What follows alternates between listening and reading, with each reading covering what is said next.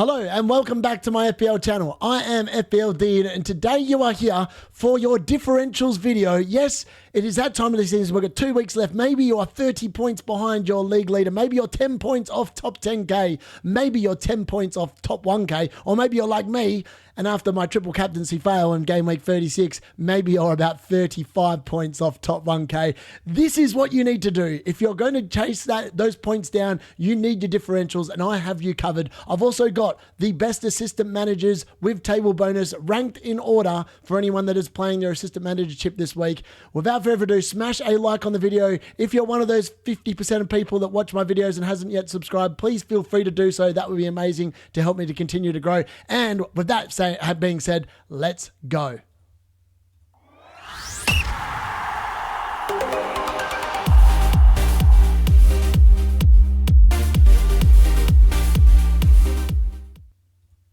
Differential notes for game week 37. We are into the final 2 game weeks of the season. I can't believe this. I actually can't believe that when I started this journey at the start of the year, when I was like, I'm just going to get top 10k because that's what I'm going to do and I'm going to make an FPL channel and hope that people get on board. I didn't expect to be in this position at the moment where I'm 6,351. Yes, ironically, my bench boost and triple captaincy chips have combined for 8 points. So I've actually played the season super well, except whenever I've used my chips. So hopefully nobody really followed my advice on that because it's gone pear-shaped for me. But I have been really good at picking differentials all season long. These videos, generally speaking, I put so much effort into them in order to get the best punts. And then I've normally gone with the best punts. I just think back to all the people that owned Phil Foden. I love Phil Foden. I owned him for 5 weeks. He didn't blank in any one of the weeks that I had him. Like, that's how good he was for me. And that was just based on these videos and just working out the fixtures and playing the punts. So look, these guys are all low owned. Yes, the goalkeepers aren't quite so low owned because realistically, some goalkeepers just have really bad fixtures, so you can't really put them in there. Sanchez, Pickford, Flecken, Edison, and Martinez. I'm not covering Edison, but he was really good for Manchester City. I think he's probably got the weakest fixture of those 5 this week. Defenders, Aina, he doesn't feature in this video, but he's still a really good differential. Mikalenko, Wan-Bissaka, amazing last week, but he doesn't feature in this video today because I just don't think he's got as good a fixture as some of the other ones in here. Ruben Diaz, again, he features in the video last week, was fantastic. He was a great shout. He was actually better to buy than buying a Manchester City attacker. Who would have thought that? Konza, brilliant. Again, he can consider himself unlucky he's not featuring in this video. Dean, he is in here because of the fact of his attacking potential. Collins is featured for the 3rd week in a row. He has been brilliant for Brentford over the last 3 to 4 game weeks. Colwill comes in with Chelsea playing Man United. Sessegnon, and I know Kukurea is just over 10%. He's 10.4% ownership, but that classifies as far as I'm concerned. I think he's by far and away the best defender to buy at this particular game week, and I'm very glad I already own him in my team. In the midfield, Semenyo, Souček, Matoma, Ahmad, Martinelli, Gibbs-White, Madueke, McNeil, Ismail Assar, Marcos Asensio. Yes, I think I said that right. Damsgaard, Neto, Sade, Enzo, Gordon, and Kudos. Look, I have actually done a bumper differential video section for the midfielders this week. There are 8 midfielders this week instead of the normal 4 because of the fact that I just think there's such variation and so many people have very similar midfields. I think that's a reason where you can actually make up some difference. And in the forward line, I've got all the differentials there. Everyone's talking about Ollie Watkins. I reckon that these guys that I picked today are probably likely to outscore him, maybe even monster him, who knows, but I'm definitely weighing up one of them, and I'm going to get into that a little bit later on. Jordan Strand-Larsen features here, Vardy, Beto, Delap, Welbeck, and Gakpo, and let's take a look at the fixture difficulty rating. So the teams to target, as we can see there, for this particular game week are Everton with that Southampton at home fixture, and they have a lot of assets featuring in this video today. Brentford, obviously, are still really good, and they play a Fulham team that, honestly, what I saw on the weekend looked like they were kind of on the beach, if I'm being brutally honest.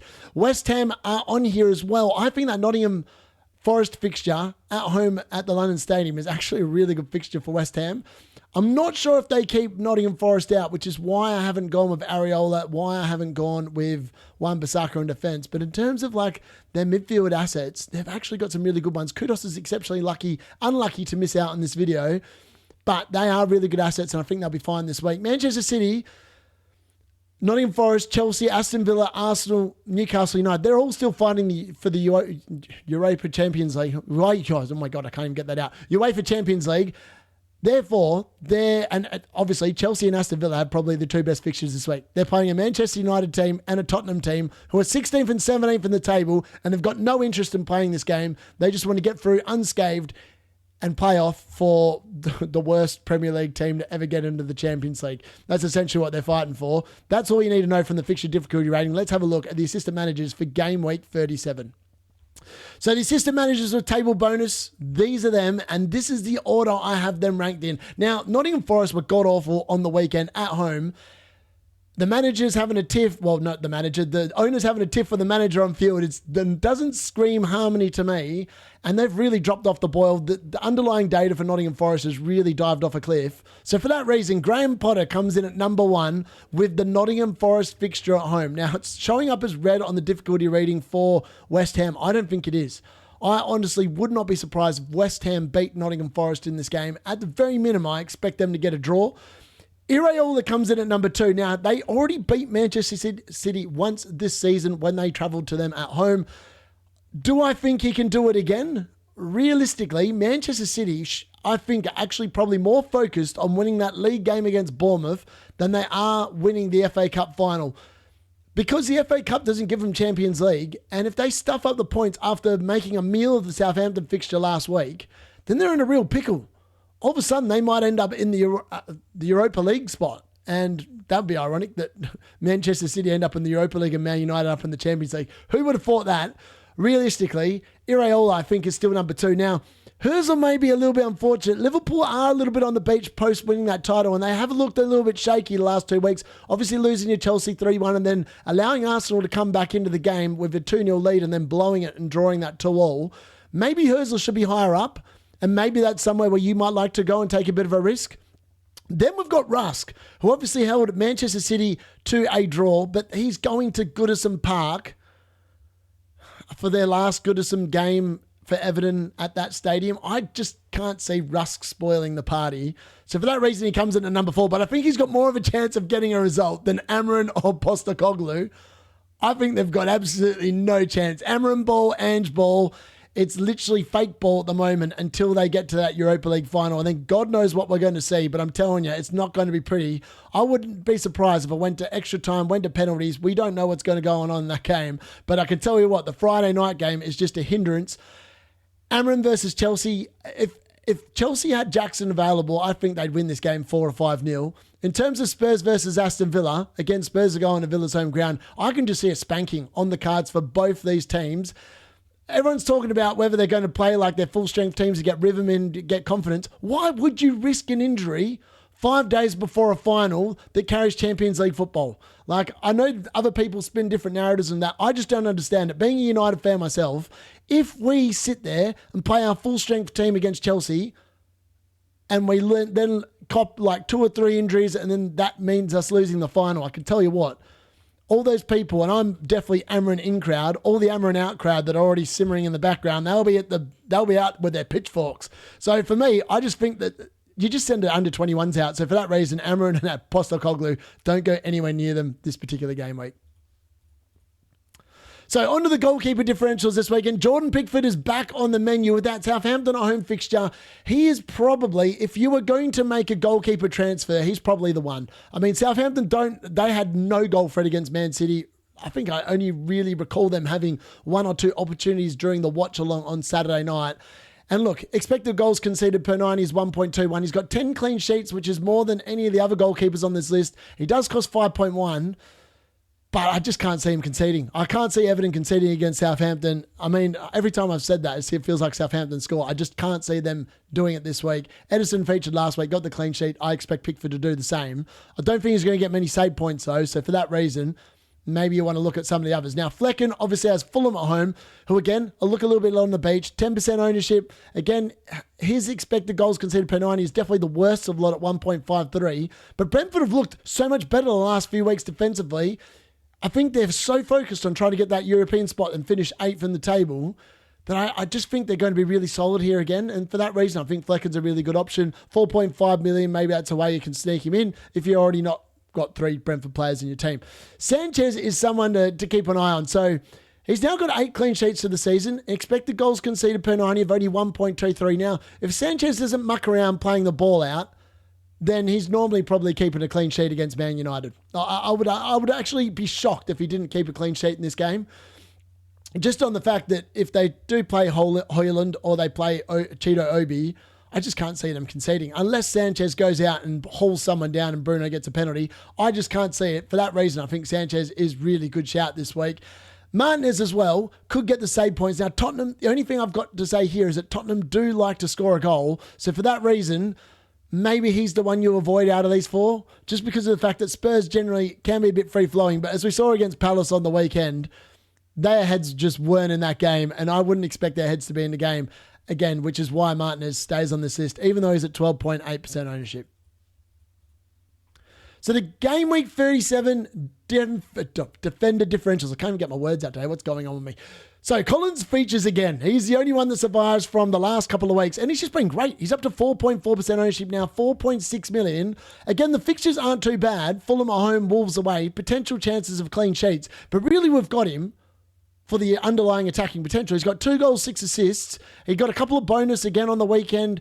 He's just been brilliant. He's just been a brilliant asset to own, especially over the last 4 or 5 weeks. Anyone that bought him a wild card in game week 30 or 31 is absolutely loving life. He's been absolutely brilliant. 0.11 expected goal involvement per 90. 1.51 is definitely the worst of the 4 players on here, but he still kept 8 clean sheets. When you look at all the other clean sheets that have been kept here, I mean, it's on a par, right? It's really on a par with everyone else. He's actually kept more clean sheets than Dean and Kukurea, which is insane. And no one would have thought that Brentford's defence is as good as theirs.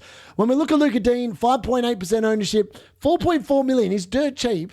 And if you are after a defender differential this week, he's a really good shout. I mean, Tottenham, I think, are going to concede goals. Dean starts, provided he starts, obviously, instead of Marston, which I think he will because there's no European football midweek. And I was looking at like the minutes, and I think that was a lot of the reason why I was getting benched because of the Champions League. But that's no longer an issue, and they are chasing that place.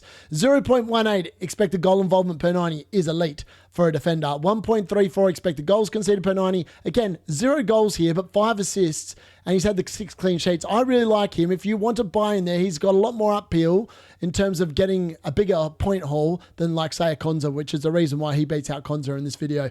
Mikalenko, 6.4% ownership. He scored, obviously, on the weekend. He was fantastic. And look, Everton's underlying defensive data is unbelievable. 1.16 expected goals conceded per 90 when he's on the field. That's really good. 0.07 expected goal involvement per 90. He's obviously got only a few attacking returns, 1 goal and 2 assists, but he's had 9 clean sheets. And at 4.4 million, he's already risen in price this week. I think he's a really good shout if you're looking for a way into that Everton defence and maybe making a defensive transfer. But definitely the pick of the bunch this week, I know he's just over 10%, but he's still on the 10% threshold, is Kukurea, 10.4%. 0.16 expected goal involvement per 90, 1.23 expected goals conceded per 90.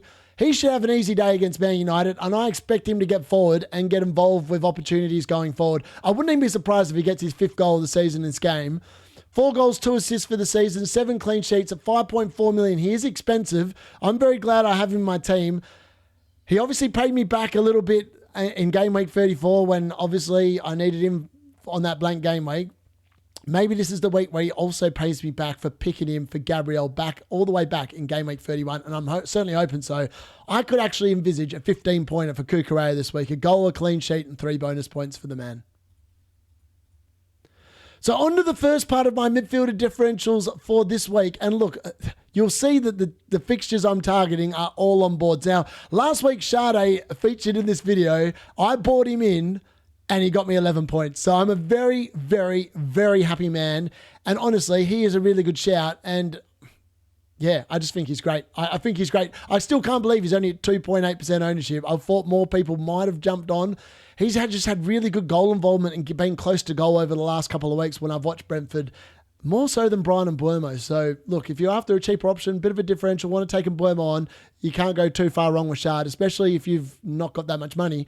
He only costs 5.2 million still. 0.35 expected goal involvement per 90. Expected goals per 90. 0.07 expected assists. So his assist threat's not really there, but we've got him in there for the goals. 11 goals and 4 assists for the season. I mean, I feel like he's one of them players at the moment. He's in the middle of like a 5-week spell. So he's had 3 amazing weeks in a row. maybe he finishes with another 2 as well and just finishes the season in a flurry of goals. That's what I'm hoping for. Now, Dwight McNeil comes in here, 1.3% ownership, just based on the fixture against Southampton. So he obviously got an assist in the last game week, a goal in the game week before that.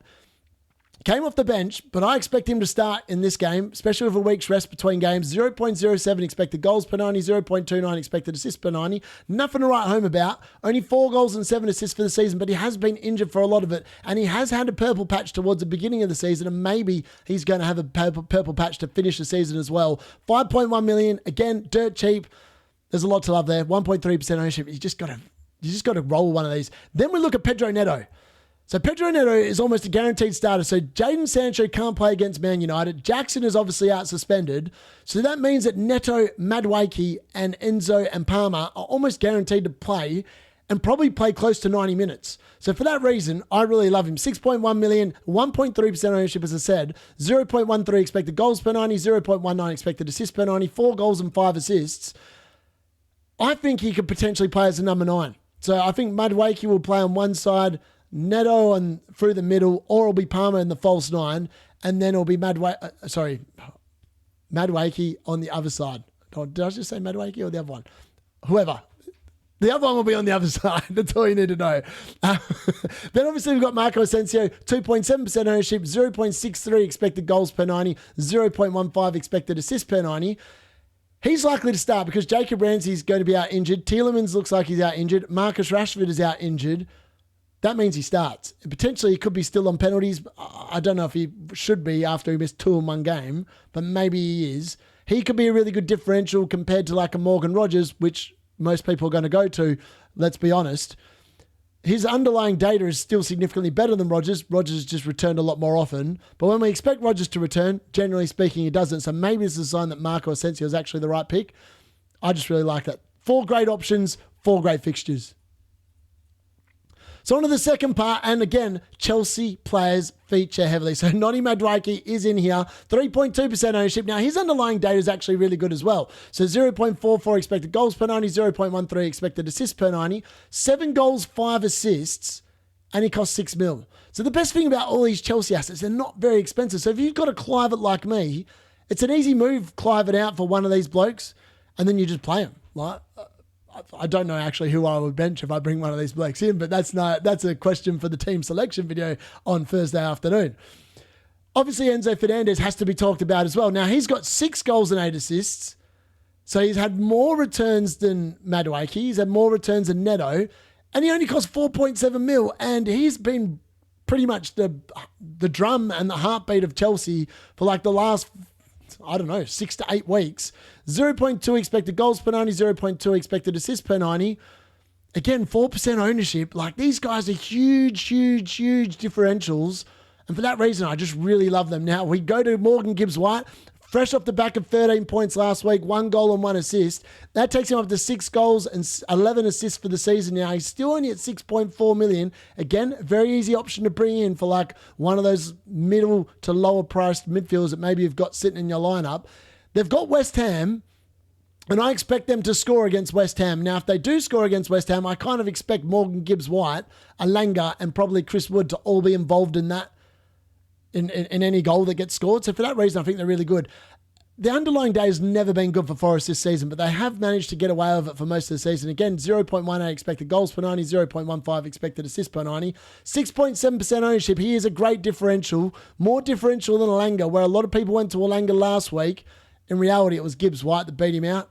The last time I did that 50-50, it was Alanga that beat Gibbs-White out. So it's a very line ball call. I don't know which one's better, but Gibbs-White was amazing last week. He wouldn't put money against him, not doing the same again this week. And then the last midfielder to look at is Souček. I can't believe how many goals this man scored this season, and no one's really talked about him. And look, I've thought about featuring him in this video a couple of times this season. At 1.4% ownership, this is the definition of a differential. 0.24 expected goals per 90, which is exactly the same as Kudos. Kudos actually has 0.09 expected assists per 90 compared to Souček's 0.05. So there's not much between them. Where there's a difference, though, is in the amount of returns. So Kudos is only on like 4 goals and 4 assists for the season. Souček, though, is on 9 goals and 2 assists for the season. So when Souček scores, he generally gets 10 points, like we saw on the weekend against Man United. So for that reason, again, at 4.8 million, against a Forest team that just doesn't seem to know and remember how to defend at this point in the season, I really like Souček as a really good just punt in the dark. He could just come in massively for anyone that buys him. And lastly, onto the Game Week 37 forward differentials, and this is where you should be looking.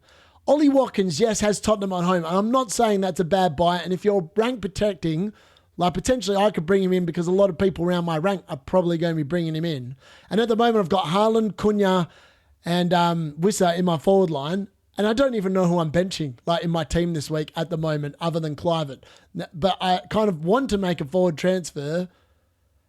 The love story tells you that Jamie Vardy is going to pop off at 4.8% ownership, 0.35 expected goals, 0.08 expected assists, 8 goals and 5 assists for the season at 5.3 million. He is 1 goal away from 200 goals for Leicester and 150 in the Premier League. Like, he's either getting it this week or he's getting it against Bournemouth. My money is on him getting a massive haul in his last game at home for Leicester. I just think it's written in the stars, and for that reason, I really love him, and I think he's great. Then we look at Liam Delap, who ironically also plays Jamie Vardy. Again, 3.1% ownership, so lower owned again, 0.33 expected goals per 90, 0.05 expected assists per 90. He's got 12 goals and 2 assists for the season. And against a Leicester team that don't really know how to defend, I really like Liam Delap in this game as well. 5.6 million, again, I mean, he's got a great fixture to finish with as well. He's obviously got West Ham United at home on the final day as well. For that reason, I think you could go near either of these and expect returns this week. Cody Gakpo comes in here in front of like the Welbecks and the João Pedros because of the fact that João Pedro is no longer suspended. I can't guarantee who's going to start there. And I don't think Raul's going to do too well against Brentford. That's just my personal opinion. Gakpo's actually a really good shout at 4.9%. Slot loves him and he always seems to start him. He doesn't play more than 60 minutes, but as we saw last week, that didn't matter. He got a goal, 9 points against Arsenal. That's all you want, really. 0.35 expected goals per 90, 0.16 expected assists per 90, 10 goals and 4 assists for the season. So he's got a lot of returns, but he is going to cost you 7.2 million. So that's the only downside there. But most people that are selling a forward this week are going to be selling Mateta, your Cunhas, your Isaacs, etc., etc. So you've got the money for it anyway, so it doesn't really matter. And Marmoush, obviously, is a popular one as well. Now, the last one, and I actually looked at this move for myself today, so I could actually get rid of Cunha for Beto in my team and then upgrade Kluivert to Palmer. I have the exact money to do that. Now, you could argue whether that's a worthwhile -4 or not, and then who do I bench? But I could see a lot of upside in this move. So Beto, as we've seen earlier in the season around game week 24 and 25, has the capacity to go big. He got that, I think, 3 goals over the double game week in game week 24. 0.44 expected goals per 90, 0.02 expected assists per 90, 8 goals and obviously no assists. 4.8 million. Again, dirt cheap. How is he this cheap? I've got no idea. He's only owned by 3.5% of the comp. With Southampton at home, Southampton are no longer going to be referred to as the derby because they've overtaken them in the points. So I feel like the pressure's off there. And this is the last game at Goodison Park. Again, I can see a narrative where Beto just absolutely explodes. Like Vardy, Beto, and Delap, if you had to press me, I think they all potentially match Watkins this week in terms of their outward potential. I just don't know. I think maybe this is where you need to go instead of maybe for an Ollie Watkins this week. Let me know in the comments if I'm barking mad or if I'm actually onto something here, because I'm telling you, these forward differentials this week, they scream points, especially with the fixtures. I think there's a lot to love amongst all these 4 players this week. So that brings us to the end of the second last differentials video of the season. Game week 37 differentials, which ones do you like the look of? Where are you looking to make your transfers this week? Are you looking to make a defensive transfer? I don't think many people are. And even when I look at my own team, maybe potentially the biggest upside is actually in making a defender transfer. Like my forward 8 is currently starting at the moment is Kevin Sade and Buemo against obviously Fulham at home, Jared Bowen against Nottingham Forest, Kluivert on the bench, and Salah obviously against Brighton. And then up front, I've got Haaland against Bournemouth, Cunha against Crystal Palace and Wisser against Fulham. Like maybe I should move a Brentford player and bring a differential in there. I'm not sure. Let me know in the comments what you think I should do and whatever else you're going to do. I'll be back tomorrow with my top transfer tips. I'm also on FPL Beers Game Week 37 preview live stream, which will be on Wednesday night, 6 p.m. So please go and check his channel out. I'll be live on there talking all things FPL in the lead up to Game Week 37 there. And I'll be back tomorrow with my top transfer tips. I'll see you then. Make sure you like and subscribe. That's been FPL B Unit.